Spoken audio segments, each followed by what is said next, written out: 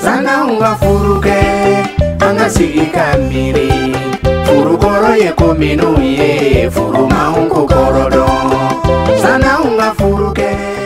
anga sigi ani nyong mama liba foli flevagani ala mevaga ana kanumaga wati lamani ni fegi sigi kanya kama soro bi anga bi invité spécially en fado du en famille du a falen bari du doniala ani obna kanyeka o famia sisanson oda to yana ngata roja amna yare nyina aga atogoni ajamu asorora na sigora ka ofo anyesis ini chene de muso nga foli be la men kala obe minum be baka ka antani wakati la anga foli bu be kelen ya neto ko Drabo Michel mbora Burkina Faso nga si yoro bena bobo julaso ndo worde la ama fa don ton e bangila rojume aw o bena chema ko sobe ne rebe se ka fo ko ne wulula an fe amba fo an wulula ya aba fo I bangira ne bangira malila ne bangira mali maramina o ye moti maradi awa ne wulula worola awa mbisi ka daka ko mba fana ye mali ufa ye Burkina Faso donc am fe ga barado e be baraji ne he awa barasuku kacha bon ne ko be baracha manke mbe donc lida mbe tiatrike mbe abafoji mbe mana fanake awa mbala fana ka ple korolin ko munu bala ka tunu andula mbala ko lu fana nyanyi ko da keneka nga bara bena wodema yorone afa ngo en famille mamulu bi ngo afale ne do doniala ko dong ni dala de do abe filmun ke abe manon ke anabe ka ko khoro labo mais o arc domeni arco fe yala activité baraw keta warabe illa ouais baraketa wala benna bare me barake école sou do la mi internat e ala ale o école sou ni ambe démission lado o baradan fana o kera ONG do yo beni wele credo e Burkina Faso Burkina côté nani be ba don credo koni ka bara mi ka flia démission munu bonona o bangi bawla ambu luta ay wa ko lado ko do école la ka o parene parce que o ka signé sigi ladlan awa ne be barake au domaine de kono e credo la Burkina Faso chena we barani mambay alsa alaka o deme o barala amina donc ama afrika do komi be barata makene ama base follow donc ni daire kan donc ni daire ya a soro chugodi yala ka famille kono malla no abe donc ni daire ou bien a jara ere ka ada aywa donc le dat pas en fait nena donc le dat soro fala bare fatum be donc le da awa ni akera ina fo chen nana mi soro fala au koroye donc li data ifala abeti donc ama fe ga don o yoro kelen na fana yala idendo fana be munu me ga donc li da ino fe ni wolo mo fengo fen sira ne ka sokono ka politicier donc dala ale tigi masi ne ka sokono ba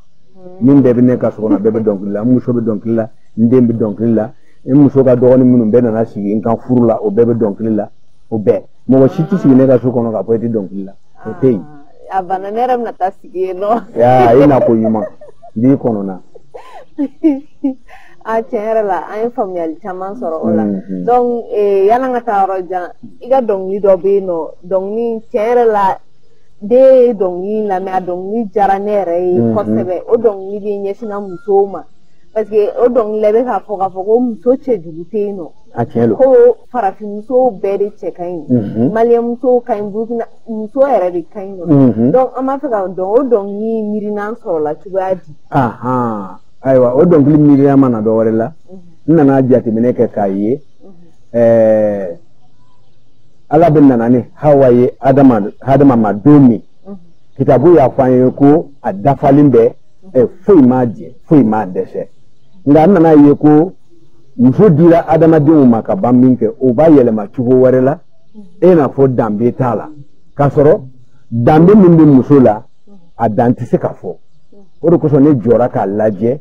ka a foni wakati mogo ye o kana muso ka dambe bo la o ka to la bare muso ti cheju ma fe na fama lo fe mi ni ye sojo e be sojo ka dadu o ti wasa e bi ta li belebele san o ti wasa e bi matla belebele ba san o ti wasa tanga ni muso ma ke fe o bo nkono e damu ni nte o a cheju yoro be mi a chekai fe mi che mai die kono ka muso bo ale de be masa wolo ale de be kira wolo ale de be tokoti wolo awo jole me ka ne fle bi awa ne drabo Michel fle bi muso bangira muso lawo awa che jugu yoro be bi ibi fi mi fo kene ma kwa ka che ka jugu tuma mena wati bana ka fu yonga ibi tlanki yere ma jigi ayi o che jugu yoro be do muso che jugu te ni ya che jugu ra se ke matla ni muso masiri a ce bin ya fuka da manta ba awa flebo ai la melke da surtu an balmange chelao kaga muso la ben ha ni muso ku jigi kanye ka fani yana man samai e pi kana samara nyimando ashena kana sanu akana ni o muso bora yere bi filama ita donc yere furu muso adlan ko nyimani fa ce bin ye awa ni ma adlan a ce bi jugu ya o la no kala so mo ro ta glani la je ka ko afoko ni tadla yeye bra bodo ore tafe yeye bora do fe aga ya dlandi ni madla chetiye wala odo ne ko muso che jugute balman ko muso glam parce que muso bere kaino abbe kain jema so mani belebele kayeni abeke kain atlanti wo de babo yona ayo famia donc pour que o ka fam nganye ama fegi kansliga o muso fasainda pour que o ka famia kwa o te base la min ngala ko tulo majo cheju tele muso cheju te na ya dlan cheju tele muso cheju te na ya dlan cheju tele muso cheju te na ya dlan cheju tele muso cheju te na ya dlan ala de muso dan aya son cheyu la kushigi jambe muso la oya ka cheyeye ninkala jambe muso fe oya ka cheyeye muso cheju te na ya dlan ajara yere adete maro flebo ga fe muso a kontana ni wakati che o fana be umirina ta soro donc ay muso glam so kan yere de fukata ga fo donc tono ame fe ga adon parce que ibe donc ni sugu ya chamanke mais chrétien donc yere e nana a konna chugadi ya damne wakati ne ne donc damne depuis 80 ans allez chrétien ya boloye note na dana un fashia ka wakati ma ne donc da ka anto sanjitan ane duru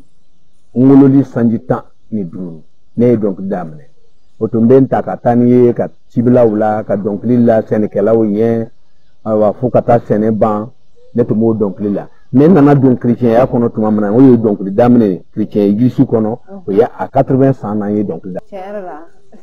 antra kuma fasabe kola ame fe ga do yala album mi bulwa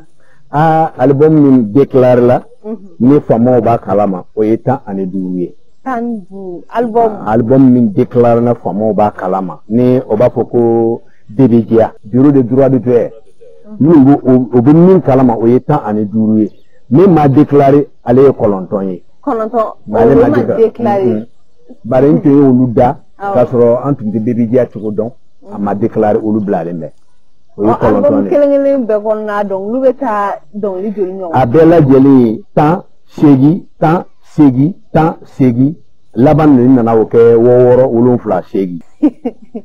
sa album tan donc les deux temps o de album kelen kono do be segi album voilà donc on na wange ga don li faranyo wa sisa tono ay bibliothèque de Bambolo bi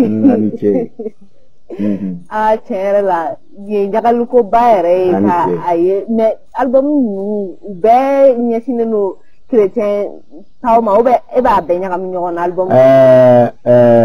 donc le mulum be la jelen bora be nyesine be chrétien donc lu de ma bare comme ye dania soro wa min fana ya latige ka fle daniya mo mun be daniya kono am se ka nyongon ladi ka yesu no fe sra mele chugo ben la chugo mina ye uluke awa donc ritan bimin kono kelen dron kelan yere ka shia kanna mi ye samo kan ye mita to be bamanan kan be do jura chrétien donc lile chrétien donc furuko bala aywa ka bollandala o bala aywa ka dine mine ifankelin bala ifankelin tala o bala aywa ni o ba foti ni shuma yake alaban bibla romina tono tala o bala voilà yulu benye fo pour que moko kasi ko bo yere kala maka donc dien so sigi mi tuma ke donindu wa ni mi chugo do akono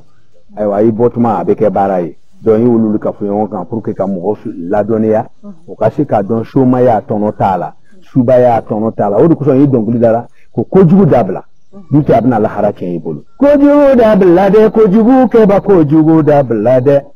yika kojugu dabla kojugu ke la kojugu dabla de nima kojugu dabla la harasigi te jaila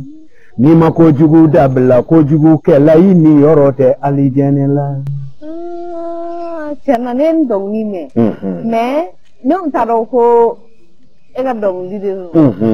chere la anche dadi li dong sebo ere abete donc ametanye anga ingalula parce que iga video do ye ini amba abtu ko dong li da yogon fe ni musubu donc la yon fe ni ndembe donc la yon fe ne den sanji tan ane fula ya da keneka ameta concert la ni yon ye ka donc lu babul ale be nga donc lu la mene bamsuma fana ba mene ora la fana mi wele bla masaw ma ko don gero yere la wela ka u sendo ala ka barara abete wala sa am be bisa nyon deme ka baran ke ka anya tugo abete donc am saka don yala ida concert do ke maliere kon no wela conférencier ni cérémonie la ma concert préparé mali kon ala sandola papa karambri to benana ale nana ni mark kulubari fana to ko labe awa nana ale fana la ala ni tenere ma concert préparé mali kono se mais ni malien donc dala nu chamane yo chama wele kana nu ye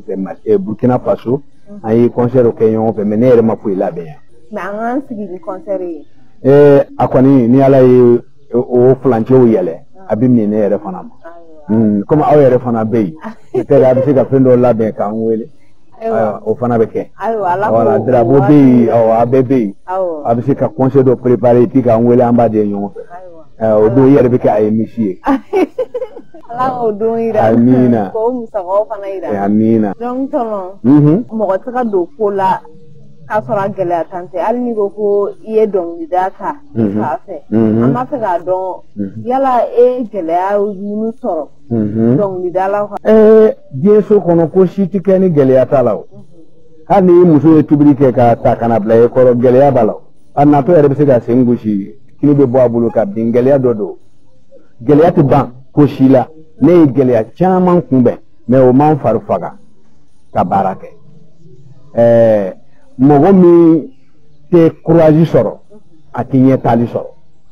ala tinene gele chaman soro de yani yere ka foko albumu yere bo gele o ba kono chama war ko gele abi sala aywa chama me kume ala kulu kume ala na yere ka sibaya kudu aywa ika ban ika sonni ala ya foko abeke abeke mete gele ya ba mais album chama fo anga ko damne nga gele mais takale nyefe yala deme ba ko soro yere la dana su kono ngunu e album financier ningo deme ba deme ba kwani bei ambisiga fo abei nga achama fana be bonere de la ala nite ala koni mo kelindo bla wati do kanyana ma yakono no ye kone kansu ale koni ye demelike kusobe aywa ka bo oyini wakati di nite adamni la mo situnte wa nere le tumbe bamana ninga barabulu ye ka kafulike yon kanka albomu ke mais ko sanana awa alanna alebla alebe ale donc li chama financé aywa ka sika album bo o ye connexion ye ala ni balima muso do fana antu nana Bamako ya yoro la papa Karambrika la bendo la ale ne donc da toyi a diara ye a fana ye wari bo pour que anga se ka album do label muso che juguni ya label Bamako ni Ernest le donc ni jouer mais muso do lié à wari financer ama tonton ne entanti o fo niya deme voilà barani saka abete ni te kansu kone ale kone yin deme ale ni Zainabu Udrago o fana yin deme voilà fuli blogi ana me wole dake fana abete ni aw munu ma fe kan an fa deme alsa parce que deme mo gote ban deme na ana wakati ti teme fana abete donc aina aka deme album chama kera me alsa dong chama me no album chama waro be no ala fe munun kan abo donc ay kana wala sabara be saka ke nyon fe chuguna ani anga tanye o barawla donc warala ame wole dake donc ama fe ka do o ko fe donc ni dai kono na ay mu ni la se ere ma fenyman di no la se ima ay na famino shema ayato ndombago kachaya oya doye ni bi ko la ni dara kene kan do bo fara do mbago kan ani denwu kan aw munun be ya robbi ni ni ndom la sababu te ni ti yekene kan yawo an muna o yemi an tu muna o domi oya anafa doye awa ka to o donc danu kono bari kitabu ya foko nale milidi o nilibi nyoti ki bula fama o chema awa no nilika nyoti li fama o chete ne bana Révérend Michel Samakebomi tuko jumena amanogo mina na ne sababu jume awa donc ni sababu de ato bibina ne joli vle lakika nous ye Révérend Michel Samake kayoroye voilà oui donc da sababu doyi wa drabo joli ya nini donc da tenta yo awa donc da yi fere chama yele ayato yi malidon ayato yi togodon ka comment Benedon ka Côte d'Ivoire donc o do kera anafa bawoye bibina Burkina Faso dugu deni fitilité ne bi don yoro na ne ma don baka soro donc ay nafa chama sema ala mais a ke chogo nyuma aniki imna la ka sabela dido ko ke akeni sabe ulela abenye nita ay nafa sema na ka da mo don ere ma voilà relation ma ora kabapodo na famba abete donc ay famille chama ora fanana ante senga ante ina me en flebagani an la me bago funi watila amunu me on laje ka courage du on an bara honnana donc watila emi me ka en flamani ni fe igan video emi iga commenter ani ka partager wala sa mo wore be se ga aye ka famille soro an fa ka nyenama yere la ani aka baraka tugo ni atabolo yere famille la donc o tugo kele na fana ni amunu ma fe ka ni émission indeme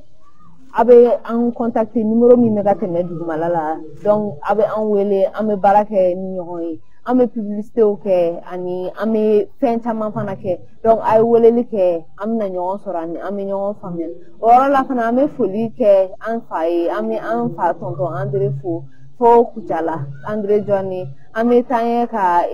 tonton Ezai fana fo ani ame an tonton do fo obe fo Israel tono kubali iga foli be ani watila maliba foli konnana donc ame na tanye ni angani ngaluye donc ningali mi de no sisa we ka adon ko afara ko an ba be no mais ama fa ga do yala koro julni dogoni julle be ni la yala neni koron ni dogo fana bebe jega dong ni dawa o bi abe tugodi ne ye muso kelen de furu ne be o muso in kunbena domi aw kana fo ma fe ye die kono mi ke kan ka bo awa nora la ina fo atise ka fo kwa kanu dande do ale be mbulu fo bi aywa wolo ta fanfe a tiɲɛ ka di ala ma bon ma den caman wolo ala ye sɔn den kelen na o de ye denmuso fana ye awa o de bɛ n bolo ale ne san 12 ne y'a da kɛnɛ kan dɔnkilida sababu fɛ awa bibi an bɛ bi min na hali ni ne o ye weleli kɛ ne y'a lɔn ne degunna ne b'ale bila ka taa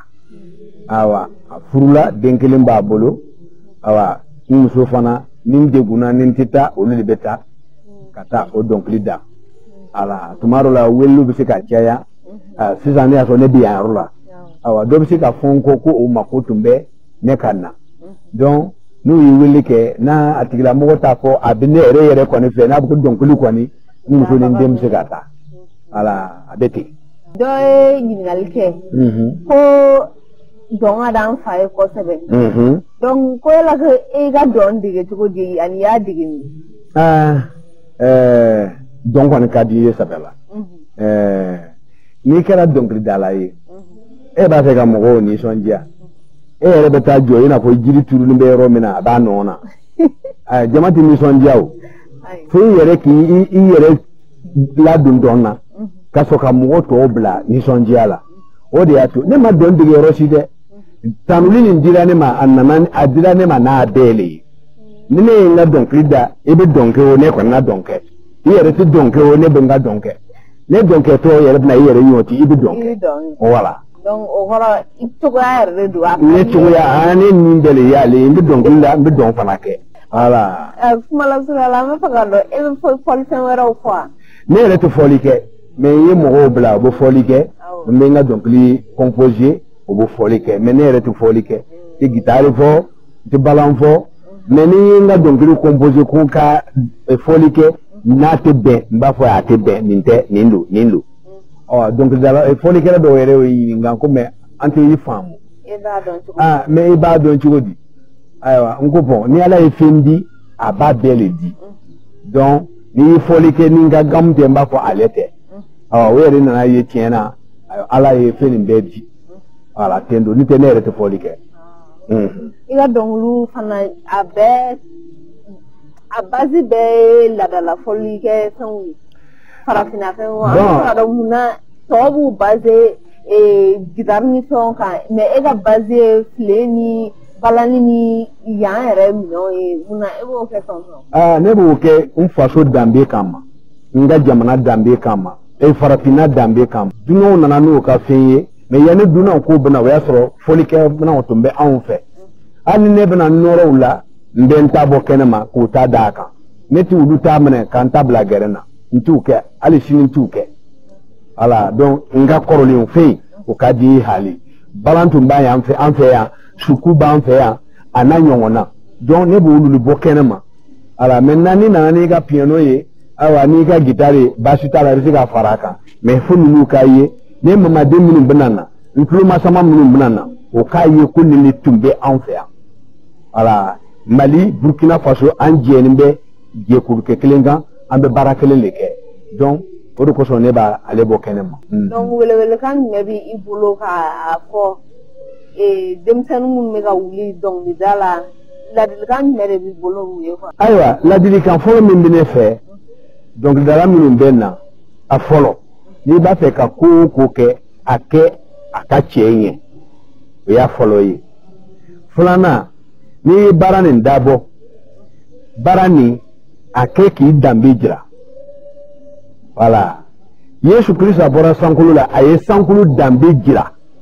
a ma foyi dogo sankolo danbe la a y'a bɛɛ jira fo a bɛ cogo min fo a caractère bɛ cogo min na Yesu y'o bɛɛ da kɛnɛ kan. n'a sɔrɔ kuma min b'i bolo k'a fɔ jeunes ye génération kura minnu bɛ ka wuli sisan min ye fɔlifɛn ko ninnu ta fan ye ani dɔnkilida cogo yɛrɛ. ayiwa min bɛ n fɛ k'a fɔ n denw ye ani dɔw ye n denw ye dɔw ye mamadenw ye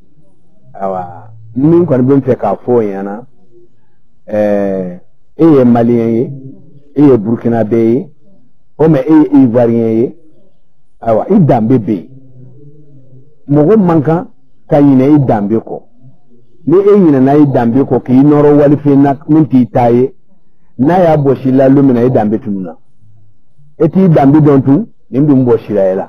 ale man kan oro ko so ne ya yini donc dara minnu bena kuraye sisan o ka fle foli mana minnu tun bɛ Mali kɔnɔ o mɛ Burkina Faso kɔnɔ n'a kaɲi ka musique kɔnɔ a don i b'a don mun kama i ka den minnu bena wala i mamaden minnu bena olu kana o foli fɛn min ye i ka musique kɔnɔ wala i ja kɔnɔ an bɛ min ma ko video ka yala lu no bɛ ɲininka baba nin fɛn nin ye jumɛn ye i bɛ se k'a tɔgɔ f'a ye mais ne ye walifɛnw dɔrɔn ta k'a bɛɛ présenter ne ye ɲininka lu min na a dɔw yɛrɛ bɛ yen i tɛna se ka jaabi donc ne fɛ n bɛ ladili min di dɔnkilidala kuraw ma o ka o danbe bila baara la o y'a fɔlɔ ye a filanan o ka baara kɛ ka ɲɛ dɔnkili ye fɛn min ye i k'a la ka ɲɛ n'a ma la ka ɲɛ a tɛ mɛn ala a sabanan o kana fɔlifɛn dama tɛmɛ dɔnkili kan mɔgɔw tɛ dɔnkili lamɛn mɔgɔw bɛ kumakan de lamɛn n'i bɛ dɔnkili la a to wajuli min bɛ i ka kuma kɔnɔ wala ladili min bɛ i ka kuma kɔnɔ mɔgɔw ka se k'a lɛn voilà o de bɛ n fɛ k'a fɔ o ye. donc an b'a fɛ n'a sɔrɔ folikan dɔ bɛ i bolo k'a kɛ filɛbagaw ni i lajɛbagaw la ou bien ni ladilikan laban wɛrɛ min bɛ yen nɔ k'a di walasa an bɛ se ka an ka fɛn kuncɛ tuguni. ok ni ladilikan don n bɛ se ka min fɔ n denw ni mamadenw ye diɲɛlatigɛ n'i nana a kɔnɔ e b'i tuma de kɛ a kɔnɔ waati dɔ bɛ se ni kɔrɔya ma i tumaya bɔsi la saya b'a bɔsi mais i ka kɛnɛ tuma min na i bɛ se ka ko nafama minnu bɛɛ lajɛlen kɛ ka se ka kɛ faso jɔ fɛn ye wala i denw makoɲɛ fɛn ye i mamadenw makoɲɛ fɛn ye bɛɛ ka jija k'ale ko kɛ ayiwa n'i ye diinɛmɔgɔ i n'a fɔ i ye chrétien ye chrétienya nin minɛ n'i sɛbɛ ye i fan dɔ b'a la i fan dɔ t'a la ale bɛnnen tɛ ala donc n bɛ min fɔ n denw ni mamadenw ye i bɛ ko o ko la i nana diɲɛ kɔnɔ ka ban nɔ bila yaasa n'i tɛ yen don min na i nɔ ka ye a ka kɛ dɔw ma sababu ye olu fana ka se ka jɔ ka ɲɛ. donc yan'an ka kuncɛ an b'a fɛ ka kuncɛ ni i ka dɔnkili dɔ ye. d'accord yanni n ka se dɔnkilida ma donc n bɛ n jatigiw fo min ye révérend pasteur Michel Samake ye wala Maliba fɔli mɔgɔw ayiwa n b'a bɛɛ lajɛlen fo minnu bɛ a ɲɛmɔgɔ aw minnu b'a o kɔ n bɛ aw bɛɛ fo ayiwa n ma ɲinɛ n balimakɛ kɛrɛnkɛrɛnnen ko min ye Darabo yɛrɛ ye n'o bɛ yan mun ka foli b'a fana ye n'a ka somɔgɔw ayiwa ka Mali ɲɛmaaw bɛɛ fo awa k'a daminɛ président ma fo ka na se a kɔmɔgɔw ma n ka foli b'u bɛɛ ye awa an bɛɛ bɛ jɛ ka dubabu min kɛ o ye nin ye Ala ka farafinna kunna wolo Ala k'an ka jamanaw basigi ayiwa foli bɛ pasteur Michel n'a muso ye min ye Samake ye ayiwa vraiment mɔgɔ minnu a ye n kanu kosɛbɛ ayiwa foyi tɛ n da ni foli tɛ aw minnu fana sera yan n b'aw bɛɛ fo ani ce ani baraji an bɛ Burkina Faso fana fo voilà an bɛ capitaine Ibrahim Traoré fo ani ka n dɔnba minnu bɛɛ b'o yɔrɔ la n b'o fo mais n denkɛ kelen bɛ yen ale bɛ Israël o b'a wele ko Ema Kulubali voilà o fana b'a foli b'a lase a ma voilà pasteur Soma fana bɛ yen Bobo n ka foli bɛ yen ni n ka passeurw bon n bɛ Burkina Faso danabaw bɛɛ fo awa n ma ɲinɛ papa Karamori fana kɔ voilà n ka foli b'o fana ye foli b'o bɛɛ ye i yɛrɛ kɛrɛnkɛrɛnni n ka foli b'i yɛrɛ ye Elisabeth n ka foli b'i ye ne denkɛ Michel min bɛ Maliba fɔli la ko n b'a fo k'a sɛbɛn kɔrɔ tonton Zaki Maliba fɔli la n ka foli b'a ye voilà i ce ne ba b'i ka fɛnw lajɛ kuma caman kan awɔ i ba n ka foli b'a ye kutala ye nɔ i y'a dɔn dɛ Yasin Damini ko n b'a fo n'a tulo bɛ nin baro la ko n ka foli sera a ma i ni ce a b'a layɛ kuma bɛɛ i ni an b'a ka video ninnu ne caman b'a ka telefɔni i m'a ye a ɲɛna a ni ce kosɛbɛ baro jara yɛrɛ de an ye faamuyali caman kɛ an tɛ sɛgɛn foli la an tɛ ɲinɛ fana an bɛ aw fo ani k'a ɲini aw fɛ halisa a ka to k'a aimer k'a commenter ani ka to k'aw abonner an ka video la walasa video ci kana taa k'aw to ani aw ka faamuyali sɔrɔ a la donc Burkinakaw an bɛɛ de ye kelen ye Maliba foli mo o mo de du donc o be kana fara ankan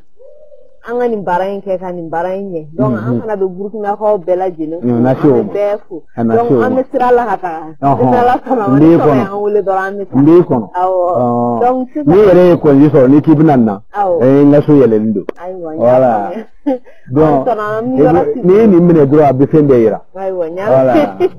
amna woro dima ika donc ni do furu na furu ika donc limina fi ba fo tin to ko terem so munu ma fo ko malo mandi ni mandi sana nga furu ke ambe tigi ka miriba furu koro ye ko minu ye furu maun ko koro don sana nga furu ke ka tigi furu kono fanga miri koi akoro ye ko minu ye furu maun ko koro don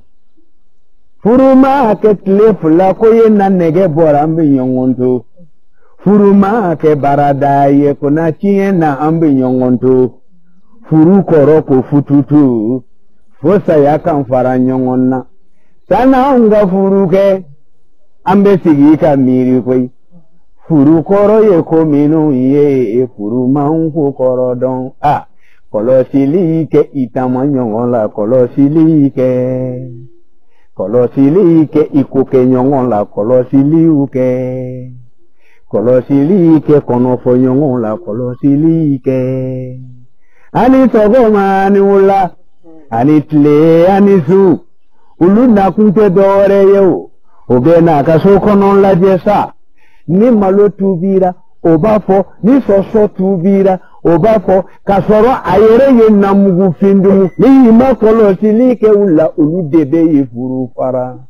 kolosili ke itama nyongola kolosili ke dobe na sogo majona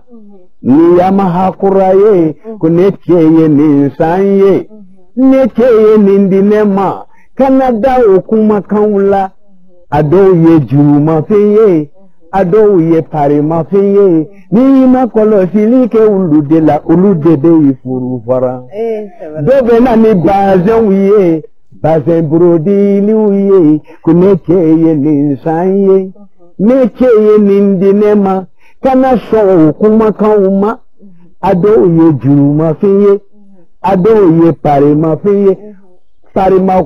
ko so alere ti sigi so kono abe sigi vazo fe ki dogo pare ma tiwu yen ni ma kolosili ke uludebe ifuru fara kolosili ke itama nyongola kolosili ke ikuke nyongola kolosili ke nyame ambe ka kolosili ke ya kama nyona mere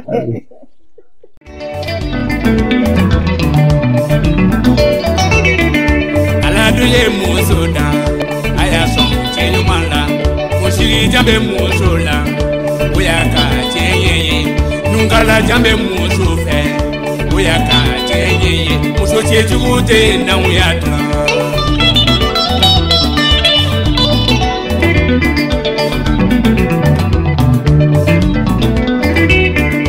ibe ifru muso tozo kono kayala ebe jonde yala la mimi kenema ani mimi so kono abedu ye muso ye Fran facile mimbe oya tlan chode ye ni da tlan chome dobe fara chenye kan ni yesu danjela dobe fara chenye kan muso che jude na oya tlan